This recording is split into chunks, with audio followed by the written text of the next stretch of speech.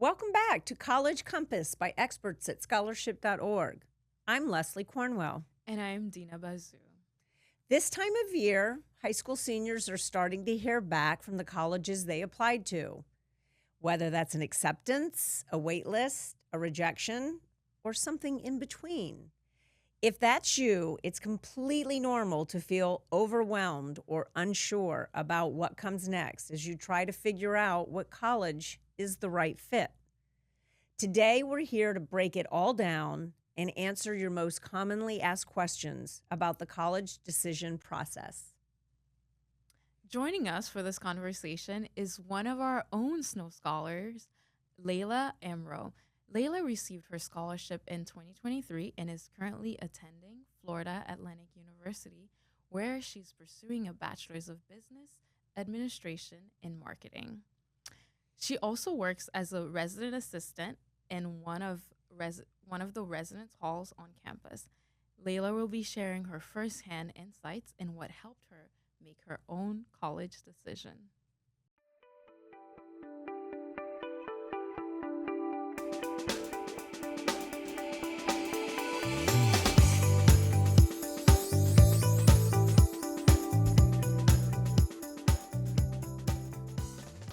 Welcome, Layla. Let's talk about all the different responses that you could get from colleges that you've applied to and that you are considering. Obviously, the one that you want is the acceptance letter where the school has accepted you, no strings attached. Yay. But there's a lot of other different options. You could be put on a wait list, which means that you are still being considered. The school's going to wait and see how many students accept.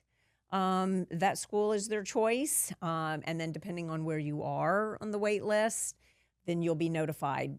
That's usually going to come after the May 1st decision deadline, so just keep that in mind. Unfortunately, there is that dreaded rejection letter, and it's not a pleasant thing. It is not a rejection of you, but that is one of the options that you may experience. But there's also a lot of different options. I'm just going to mention them just so that you are aware. There is deferred admission. There is conditional acceptance or conditional admission. There's a guaranteed transfer. There's also spring admission. Sometimes a school will not accept you for the fall term, but they'll accept you for the following spring.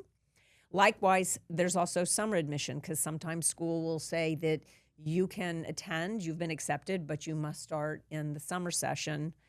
And that's just to give you, an additional little guidance and chance to be on the campus before everybody's there in the fall.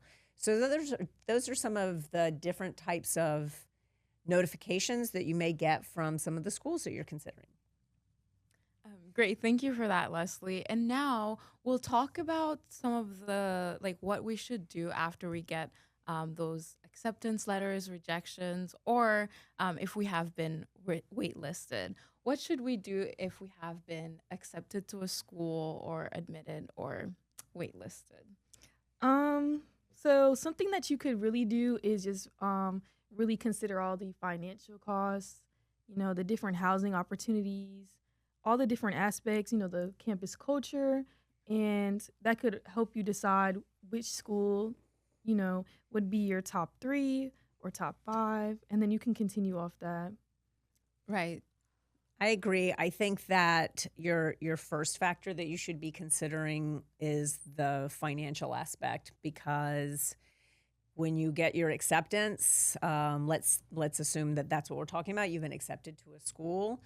I think that the first thing that you need to consider is, can I afford going to that school? I mean, obviously, if you've been waitlisted or it's any of these other terms, that's not something that you need to be concerned about right now. But if a school has accepted you before you commit to that school, I think you need to take in all of these different factors. But number one needs to be, can I afford it? Right. What would you advise someone who has been waitlisted? What should they do in that process if they really want to get into that school, but they have been waitlisted? I think that that's out of your hands in terms of getting into that particular school. I mean, the positive spin on that is that you still have the chance to get in. Plenty of students get into those schools that they've been waitlisted. But I think for your own self preservation, you also need to move forward. You need to consider what alternatives do you have where you've been accepted or you're waiting for acceptance rather than putting all your hopes on this one school that may or may not turn out the way that you want it to. For sure. And I think to piggyback off of that, it's always important to have yes, you have your dream school that you want to go to, but it's also important to have your backup school that you'll be accepted to, so that if you don't get accepted to your dream school, you can go to your backup school. What do you think about the location of the college? How do you think that affects somebody who's contemplating going to a school? Yeah, definitely. Location's a major aspect to the kind of school you want to go to, whether it's in state or out of state. Financial costs are always a big part of that.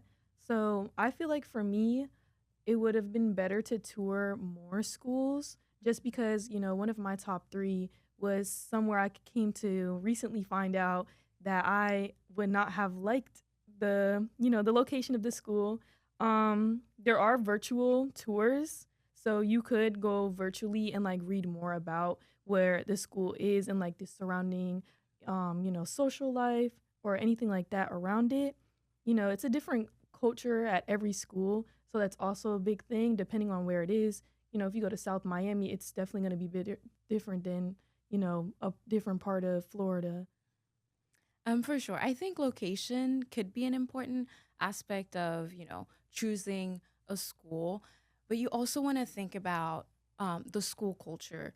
Are you going to, like when you're going out of state, are you going to like this big school or small school? Yes. And you also want to make sure that you are able to get from point A to point B. Like, I wanted to go out of state, but I wasn't considering the factor of how I was going to get, from Florida to like a different state, right? You want to make sure first, when you're thinking about the location of the school, how am I going to get to that school? And second, if you are not able to tour the school, like Layla mentioned, you want to make sure that you do your own research to think about like the school culture. How are the people at that school? Do they have the areas of studies that I want to pursue? Do they have the location? Yes, we think of location as, the physical location, but we also want to think about all the different aspects, like the social aspect of the school when we're thinking of choosing a school. Do you have anything to add on that, Leslie? Yeah, I think that those are all really good points. I think this is a huge topic. I know that for us, when we are talking to high school seniors, you'll say, who wants to go to school out of state in our workshops? And you'll see so many kids that are raising their hands. And I mean, I remember that. I mean, that's an exciting thing. You've been in your one place all this time, so you want to try something new. But all of this happens at a time, where you have no idea what your financial situation is going to be. And I'm certainly not saying you shouldn't go out of state, but you have to make sure that you can afford to go to this out of state location. Or even if you are going in state and it's a private school, I mean, that's a different culture, certainly. And so there's so many different factors. I do think the cost is one thing that you have to be considering. We've had students who've committed to out of state schools before the fall semester even starts. They're hit with these large bills that they hadn't contemplated, and they end up coming home. I think another thing is, are you going to be homesick? You don't think about it. You think, oh my gosh, that's so much fun to leave home. And then you get there and, you could be thousands of miles away from home and you're lonely. It's a hard adjustment, for a lot of students when you first go to school, until you've made your family there. And so again, it's also not something you're thinking about. You're just thinking of the the fun part of it, and you're not really thinking about what is that actually going to mean when I'm there. And like you talked about, the transportation. If you're living on campus, your dorm is going to close during holidays. Can you afford to get home? These are all things. I do think that, from what you're both saying about the culture, I think that's huge. You want to go somewhere you feel safe. Right. You want to go somewhere where you feel accepted and seen, and that is going to be your home for the next 4 years. So you want to make sure that you're choosing a place where you do feel like that can be home. And to talk a little bit more about, residential life, what that would look like, we'll just get Layla's perspective on this. Um, Layla, just tell us a little bit more. Does a student decide what housing option is best for them? So, there's like different opportunities to view what the dorms or the on-campus apartments look like. So, you are able to like go on websites and, other social media platforms. They might offer at like the schools that you're looking for to see like, okay, so this is the setup. This is how I can, imagine. It's exciting. Mm-hmm. It's really fun for residents. I did the same thing. I was like, okay, so my mirror will go right here. So yeah, so I was doing that whole thing. But it's also off campus. Some colleges partner with different apartments outside of the school, get kind of discounts for the students. And then there's, you got the bad and the stick. You have to get an apartment that's not associated with your school. It could be a little bit more on the pricey side. So you do have to consider that. Other housing options could be Greek life houses, depending on what you want to do once you get into college. That's always something for consideration. You could be with your sorority sisters or fraternity brothers. And then there's some scholarship houses too. Mm-hmm. I know they usually have like requirements are different for everybody. It depends on what the scholarship house offers, but that's always an option too. Um, yeah, but for the dorms and on-campus housing, I would definitely recommend it. It gives a great college experience. Mm-hmm. You have that option to be in a double or a single, and you could really decide like which one you'd want with that too, because it also ties into the whole financial thing. If you are looking to save more money, a double would probably be better for you, which means you'd have another person in the room with you. Mm-hmm. But on-campus apartments, they could have an entire kitchen. They can have a laundry and washer. It really depends on the school that you go to, but there's so many different aspects you can get within housing. Mm-hmm. So, the RAs or the resident assistants provide different events or programs to each student. Mm-hmm. And then you'd always have somebody that you're able to talk to about different questions that you might not know. Like as a freshman, you could ask your RA X, Y, and Z, or what different organizations are on campus that you think would help me, or like where you think that would accept me, where I would fit in. So I had that a lot. I love org, so I go on a whole rant about that. Mm-hmm. So yeah, there's a lot of different options for housing. It's really just up to you and how you think you would fit in or be, prosper Mm-hmm. in. I think that what I would want to say about that, all of that is 100% true. But I think that something that we should touch on, probably should have touched on this at the very beginning, but you get your acceptance letter, and it's not even a question of, all of these are important points, but it's what do I do? I've been accepted into this school. So what are the things that I need to be considering? And I think housing is a huge thing, because I think that a lot of students don't understand that if you are considering at all on-campus housing, you need to apply. You're not committing yourself to any money. You're not signing a contract. You're just putting yourself in for consideration, because, and every school is different, but from my experience, most schools are going to award you campus housing based on your number in line. So as soon as the housing application opens, you need to be filling it out. Again, you're not committing yourself to anything. If you decide down the road that you want to live at home because you have that option, or you want to live in an apartment. All of those are still possible, but if you don't do the housing application, you are not going to get that option. It's going to be taken away from you. And then you are looking at the situation of having to pay rent, sign a lease, and here's the kicker. If you need to rent an apartment, you yourself cannot sign that lease for that apartment because you have no credit. You are 17 or 18 years old. You cannot guarantee that you are going to be able to make these rent payments. You are going to have an adult with a good credit score, which these are all things that are new that you haven't thought of. But they are things that you need to know about, because if you don't have somebody who is going to be willing to sign as the person responsible, if you don't make your lease payment, then you're not going to be able to get an apartment. So there are a lot of things that have to do with housing, that you need to think about. And so I think that that's like a huge thing. You've been accepted or you're considering the school. I think that's something that you need to go ahead and make sure that you put in a housing application. And I'm sure you have a different perspective on housing as well. Yes, for sure. It's definitely important to have, give yourself all the options that you have available to you. And, like in the past, it used to be if you wanted to live off campus, that used to be the cheaper option. Yes.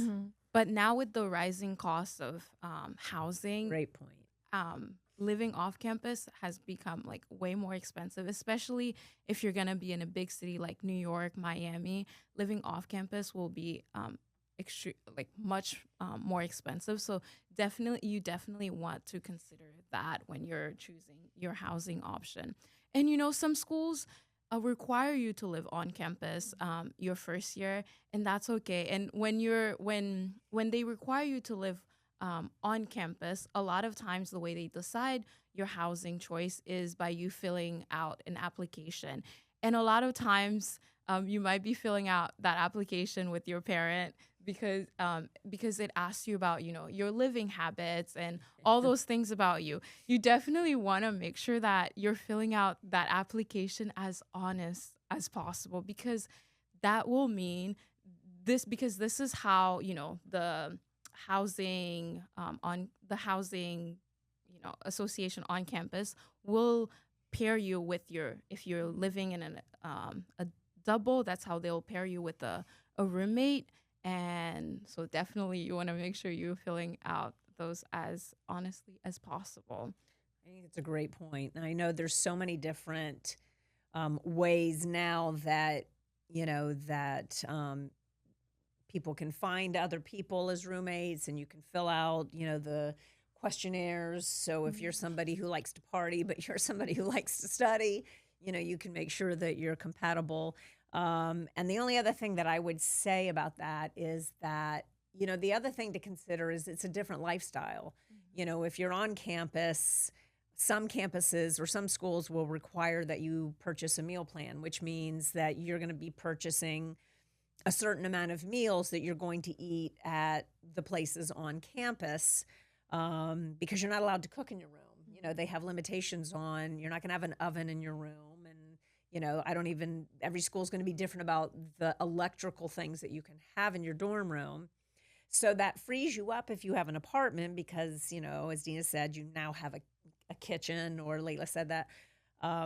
But now you have to get groceries. And if you don't have a car, you have to get somewhere where you can get groceries. So these are all little things that you may not be thinking about. It just sounds glamorous that you're going to have your own place. But also, are you on the bus route? If your college campus is rather large and you don't have a car, how are you going to get to campus? So you can see we could probably spend an hour just talking about housing, but I know we have other questions that people are going to want to know. So what do you guys think about committing to a school before you receive your financial aid package? That is a great question. And, the answer to this might vary based on, where you are in your college planning. If you're going to be in state, out of state, and you have that plan, you can definitely make that commitment, but you definitely want to have a financial plan before you decide to go to that school. If you're going to a private school and you don't have, um, you know, the financial, what would Means to pay it. the financial means to pay it, I would definitely reach out to your financial aid office to kind of like get an understanding of where they are in that process and before you make that decision. Yeah, I would definitely agree on that. Financial aid is very helpful for college students, and then it really ties back on everything else too. If you're paying out of pocket um for school just because you want it to go to your dream school or whatever the case may be, but am I gonna pay for laundry detergent? How am I gonna get Chick-fil-A tomorrow because I really want Chick-fil-A? Priority. It's a lot of different things to really consider. I think those are all great points. And so let's talk about this. You've now been accepted into your dream school, but your financial aid package came in and all you've been offered is loans. And so for anybody who is listening to this that doesn't understand, well, what are you talking about? Your financial aid package, if you are fortunate enough, is going to have aid that the school is giving you, maybe your state government, maybe the federal government. And that is going to show, here's how much it costs to attend this school. Here is all the aid that you are receiving for the year. This is what you're going to owe. The dream outcome of that is that you owe zero. But let's talk about for a second, what if you get that financial aid package and you're really not getting any aid that you don't have to pay back? The only thing you got offered was loans, which you do have to pay back. What should you do? That's a misconception I had before going to school. I remember applying to a school and I got accepted. I was really excited. And then I got the financial aid package. And I thought, aid meant the school is just going to give me money, but they just had different loans stacked together. Sometimes you only get offered loans because the school is still waiting, for example, on your FAFSA. Do you qualify for FAFSA? Do you qualify for a Pell Grant? So you definitely want to make sure that you do your FAFSA to see if you qualify for more like federal, like Leslie said, state grant or institutional grant. And another thing to consider too, sometimes the schools also have internal scholarship. I know a lot of state schools have their own internal scholarships that you can apply for to make sure that your financial aid package is not only loans. You could really, there's other options. There's different scholarships, like you said, that you can apply for, but there's also like a lot of pros and cons that you could go by, and it's definitely okay not to go to the school that you were dreaming on. There's other options that'll get you the degree that you're seeking, the education that you're seeking. There's always, like you said before, to always have backup options. So. Yeah, definitely. I definitely agree with your point on that too. Maybe you are thinking of going to a 4-year college. Maybe at this point in time, a 4-year institution is not the most viable option. You can choose to go to your local community college. It'll be way less expensive, Yes. for sure. Yes. And you'll still, save money, get your prerequisites, get your requirements done before you transfer to a 4-year university that will be at a much cheaper cost. I think that's a huge point, and I think that everything that you both are saying is so true. And it may be disappointing at the end of the day if you are not able to attend the school that you thought was your dream school, but I'm going to change that. You will find out that wherever you go, that ends up being where you should have gone. And, your dream school may not have been the actual dream that you thought it was going to be. And whatever this chapter is for you is what you make of it. So I wouldn't really get that hung up on, that concept. And I would say that, to your point, that is something that you need to take stock of right away. So if you get your financial aid package and you are only offered loans, is it because your parents' income is over that threshold and so the school is not going to offer you aid, which is one set of circumstances? Or is it what Dina brought up, which is a huge point? Is it because you never did your FAFSA? And if you didn't submit your FAFSA, then you're not going to be considered for any federal aid. Your school is not going to consider you for any aid. You're not going to be considered for state grants that are considered need based. So if you have not done that, and you were going to qualify for aid, then that's the reason why your aid package only has loans. So that may be the first tip off that if you haven't done that, then you immediately need to go and take care of that. For sure. Thank you for that. And, now we can switch gear a little bit. As if a student has already applied to a school, gotten accepted, and made the decision that they want to go to that school, and later on they decide maybe that's not the best option for me, can they withdraw from that school? Can they withdraw their decision? They can. When you commit to a school, you have to give a deposit, and that school is not going to give you that money back. And I have no idea how much money these schools make off of the students who have sent in their money, which is another reason the question we asked earlier is like, you've been accepted to your school. Should you go ahead and commit? That's a reason why you really should take a beat, because usually it's several $100s that you're going to have to send in with that commitment, and you can certainly withdraw it.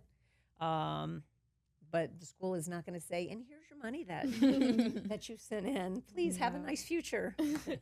Yeah, definitely. But, from the housing standpoint that I see, you could do everything, commit, apply for housing, and then you get housing, and then you withdraw. So from the housing point of view, I feel like it's really it's a little confusing when it comes to housing, because a lot of people apply for housing, may not get it or get it. Mm-hmm. So you have to consider you might be holding a spot for somebody else that might not live, in the state or in the country at that.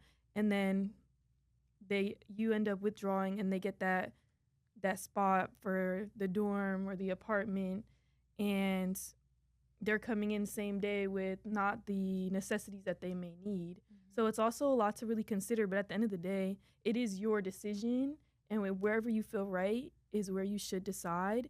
Mm-hmm. And you really should put a lot of thought into where, if you do want to commit or withdraw from a commitment. Mm-hmm. But it is okay to do it. Like she said, you would, lose a little bit of money with the deposit, but if it really feels right to you, it's okay to withdraw a commitment. Yes, thank you both for that. And one thing I'm aware of is it also might depend on how you applied. If you applied regular decision, early decision, or early action. Correct me if I'm wrong. If you apply early decision, it means that if you accept that decision is binding. If they accept you, you are bound to. So that's a little different situation than just a regular. But that's a great point that you make, because when you are starting these, applications for your school, they are going to ask you which category you want to be considered. And you need to give thought to that, because if you do choose that option, that is the commitment that you're making, and you can't withdraw with that. So that was a great point to bring that up. Right. And, there are circumstances, I believe, that at which you can't withdraw if the school is not financially, if you cannot financially, afford that school, you can definitely appeal and withdraw your decision. Mm-hmm. Or, there are other emergency situations that can allow you to withdraw, but that's also something you might want to consider. Mm-hmm. And along those same lines, when you talk about, the cost and possible parent involvement, how involved should parents be in this process? That is a great question. Coming from like a parent's perspective, what would your perspective be, Parents need to be involved in this Leslie? process. Parents need to be involved in this process. I understand there are situations where, a student doesn't have that as an option. A lot of our students are first generation students, and so their parents did not attend and receive a degree. So you're all learning. But your parents need to be involved in the process, in the college decision process, because it's a big decision for a 17, 18-year-old student to make. And I think that it helps you to get other people's perspective, not just your friends, because your friends are going to be swayed by what everybody else is saying and what's on social media. But certainly in the financial aid aspect, your parents need to be involved 100%. They may be ones that are applying for loans. They may be, these are life-changing decisions. You don't want to impact something financially that you're not going to be able, or that's the cost of this is going to be following you forever because you're going to have student loan payments that are, more than you can afford. So I know as a parent that a parent should be involved, if possible, in these decisions. I think they're just way too important. Your parents have to fill out their own forms just so, they give you the right financial aid package depending on the different circumstances that you're in. But also, your parents do have a lot of knowledge. They can give you a lot of advice on where they think might be best for you with their own research. So it's a lot of different aspects, but I do think you should allow your parents to have the opportunity to help you on all these very, very big decisions that are coming up. For sure, could not agree more. And now to shift gears a little bit, we have been talking about, acceptance. A lot of times, you apply to a school, you really want to go to that school, but you get rejected. What would you all advise people who, or some of our students who have been rejected, maybe from their dream school or their top schools or the schools that they were considering going to? What would you say to those students? I would say that there's a big difference between being not admitted and not capable. You're certainly capable of attending that school. You certainly would be a success at that school. There are circumstances beyond your control that are making that decision. I need to have a certain amount of students that fit this particular category from this particular location. So I think it's extremely hard not to take that as a personal reflection, especially when everybody's posting on social media, that I got into this school.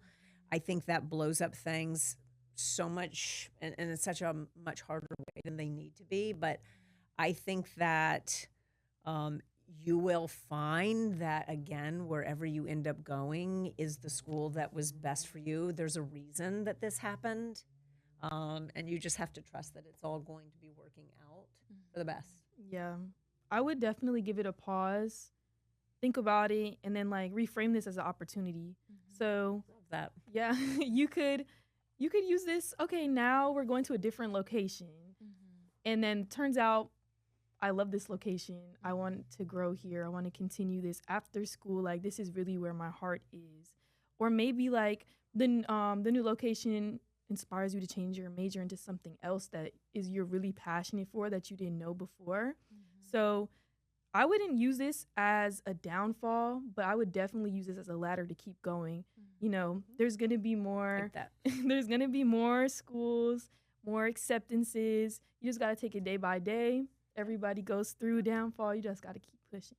The last question, how do you think that college decisions can affect decisions for scholarships that you've applied to? Do you think that that's something that students even think about when they're applying for scholarships, whether or not they've applied to any colleges or whether or not a college has accepted them? Do you think that that's even something that they need to be considering? Yeah.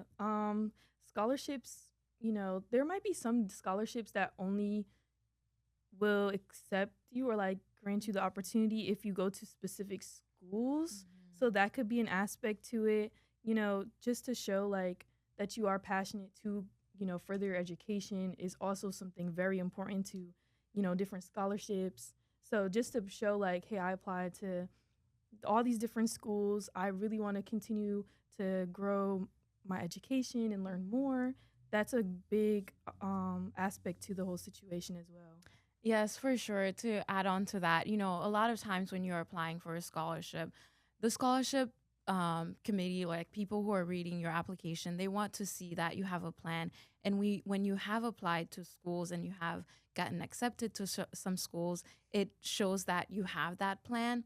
And to add on to what you said too, some scholarships are specific to certain schools. Like when I was going to school, when I was in that process applying to scholarships, I applied to a lot of scholarships that were state-based scholarships, and I was excited, got those scholarships, but I wasn't aware of that they were location-based. So that's something you want to consider when you have your school and you have scholarships that you have applied to. Make sure that the scholarships can be used for those schools that you are going to. Awesome. Well, as we wrap up this episode, we want to thank Laila for joining us today. Your insights have been invaluable to our listeners as they prepare for their first year of college. So thank you. Thank you. Thank you, Laila. Your residents are very lucky to have you. Yes, Thank you. they are. Thank you for listening to College Compass by the experts at scholarship.org. We will be back in 2 weeks with a new episode. In the meantime, we'd love to hear from you. What did you think about Laila's advice? And more importantly, what questions are you wrestling with in your own college journey right now? Send us your questions and topic ideas. We'll figure this out together. You can learn more or reach out anytime at scholarship.org/podcast. And if you enjoyed this episode, be sure to subscribe, rate, and review, and share College Compass. New episodes drop every other Tuesday on Apple Podcasts, Spotify, YouTube, or wherever you listen. You can also find us on social media, on Instagram and LinkedIn at George Snow Scholarship Fund, and on Facebook, TikTok, and X at Snow Scholarship. We'll see you next time.